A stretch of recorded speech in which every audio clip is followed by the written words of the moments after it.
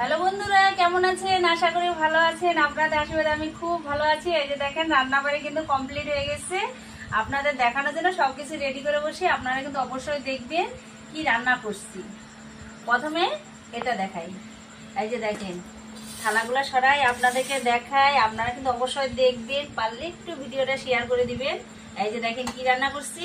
এই যে মাখা মাখা করে ব্রয়লার মুরগির মাংস।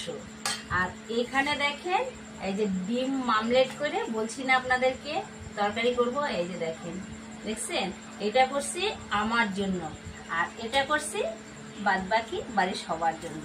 কারণ হচ্ছে আমি তো বলছি এর আগেও আমি মুরগির মাংস খাই না, তার জন্য আমার জন্য আলাদা তরকারি। আর এখানে দেখেন ভাত, থালাও নিয়ে বসছি, আবার ভাতও এখন রেডি করতেছি।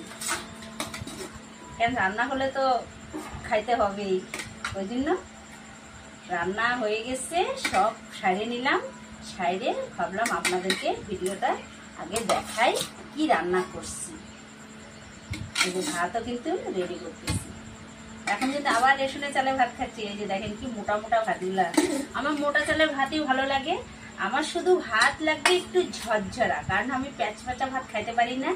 নেথা নেথা হলেও ভালো লাগে না, একদম ঝরঝরা ভাত হবে। আর যে কোনো তরকারি হোক, শুধু খালি মুরগির মাংসটা বাদ দিয়ে। এই যে মুরগির মাংসটা দেখছেন, একদম শুকনা করছি, মানে শুকনা হালকা।